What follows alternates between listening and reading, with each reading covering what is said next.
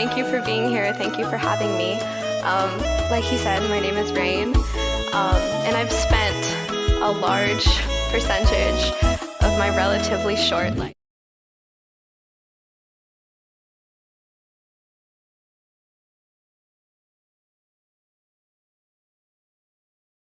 Africa, they're already embracing sex education even in school. You look at Nigeria, you look at Zambia, Namibia. These are countries that entirely they have incorporated sex education in their basic education curriculum, all the way from primary school to high school. Same for Kenya. Oh yeah.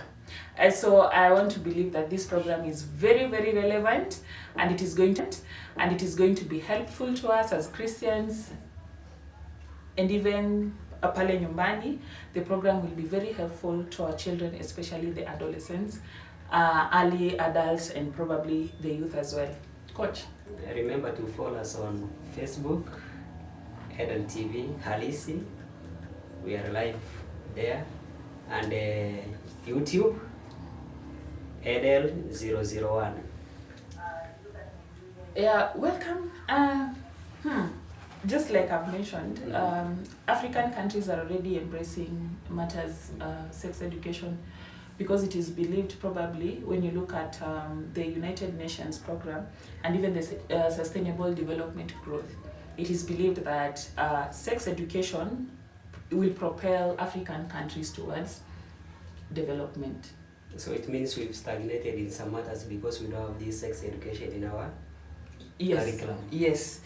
Because probably lack of this sex education has led to quite a number of social imbalance, if I may call it that.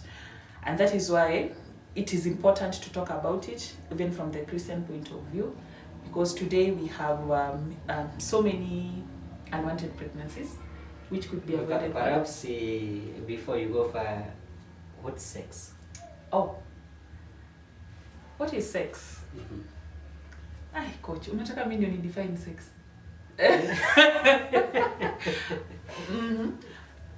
Sex Sasa is the penetration of the penis into the vagina.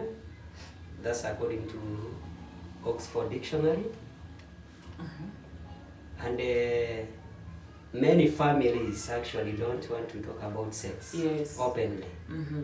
In the African family setup, it's a taboo. Yeah, actually, to speak about sex.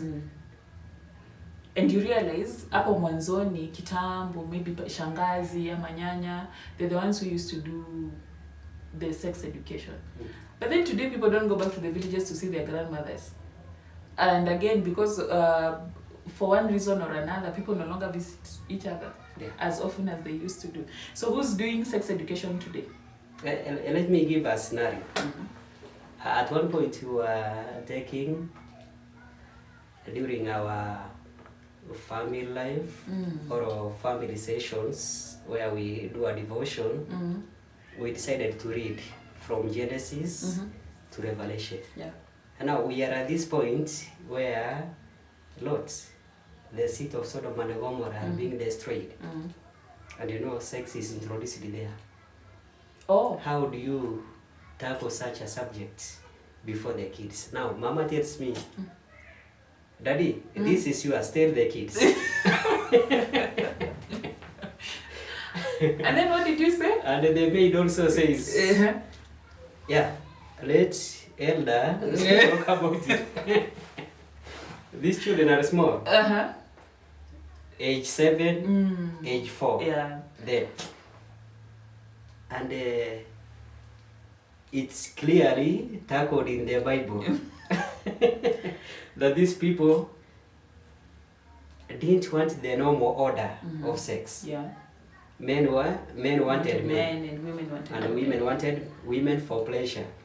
But now you have to inform these kids what sex is. So niliapu kujikaza. Chimonaume. Yeah, because all the eyes are on me. What's this sex? And so I just mentioned the sex to these little toddlers.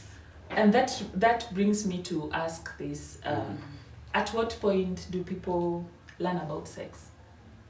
At what point do adolescents learn about sex? At what point? Because by the mere fact that we have teenage pregnancies, that means that actually there's a lot of sexual activity going on.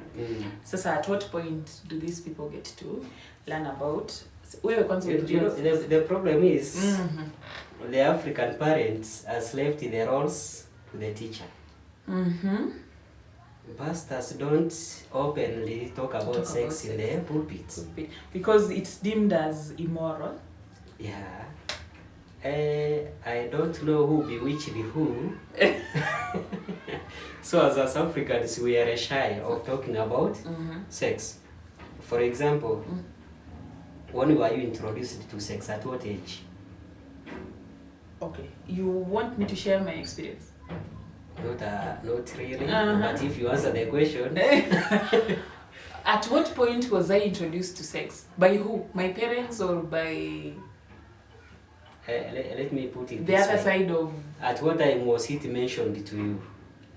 And when were you taught about safe sex?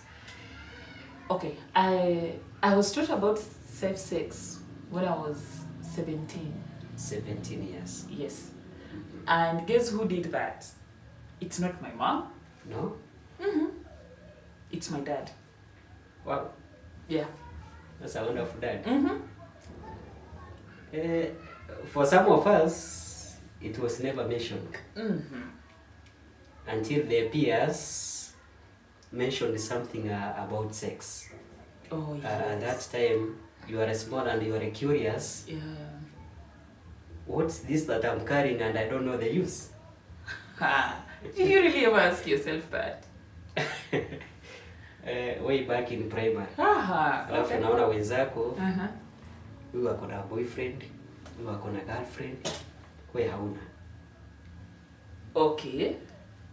And you know, at that age, the feelings start to develop. At adolescence. Class 7, class 8, you are there. Yeah, basically I think it's because it's I don't know, it's in standard 6 where you're introduced to reproduction, where you learn about the reproductive organs. It's standard 6, right? Yeah, because standard 6 it's reproductive, standard 7 it's the heart, I think.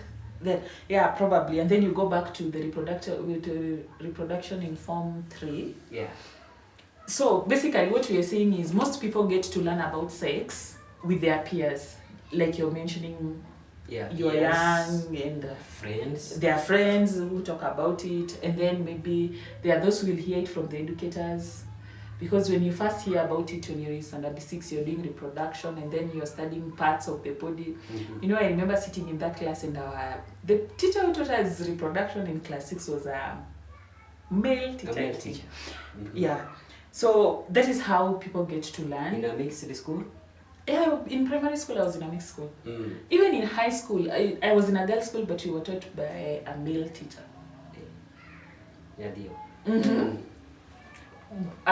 Why do you think it was so difficult? So yes, we were taught where I went to school in high school, most of the biology teachers were male, and biology was compulsory. Yes. And myself, I was in a boys' school, and most of these teachers were female teachers. Okay. Yeah, and they could teach it clearly without fear. The same way the male teachers would teach it. So basically people learn about sex from friends and even relatives. And that means the parent has failed. Tunaposikia kwa wengine kwanza kabla ya kusikia kwa because these peers, the friends can teach the wrong thing. True. But the parents, it comes in a protective manner. You see, the simplest way I usually put it is this. For girls, who told you that at some point there are things that will happen? Who told you, like for the girls? Nani alikuambia ukifika umri fulani you'll start having your menstruation. If I were a girl, I could answer that question. Yeah, so you can imagine, if you can answer that, then we definitely know who taught you Or rather, who introduced you to sex? Who told me my voice would break at some point? Oh yeah. Who told you your voice would break? My at some teacher, point? my primary teacher. Oh. Not my mom, not my dad, but my primary teacher. I want to tell you who told me that girls at some point do get to do some of these things. But we know that adolescents experiment a lot in sexual activities, and as a result, they find themselves in pregnancies and probably STDs. And that is why sex education is probably important at this point from all aspects, religious, from the education system, so that we can have children growing up as children. I don't know whether you've strap. Kuna kale kadudu kalikuwa kanaelea juu ya maji. How do you call it in your language? We call it enchengeneni. Yeah. In a behavior? The one which ladies could take, wanaumisha kwa boobs ndo zigrow. Oh no, in my place when I was growing up, it was, you use the mwiko. Mwiko wa ugali, yes. Oh, I thought those things were universal. Nafikiri kila jamii na mambo yake. So but I heard them discuss it over BBC. Oh, maybe it's something universal. Oh, probably. Mention about that dudu. In my culture, I used to hear girls in my school say, you unachukua mwiko, unai hit kidogo and then you point. You just the point. And then it should, yeah, and then it should get, and then it should go back. So, yeah, and that's sex education, you know. After how long do you see the results? I don't know. There was no room to try in my home because we were quite a number and we were all over, so we didn't really know. Yeah, so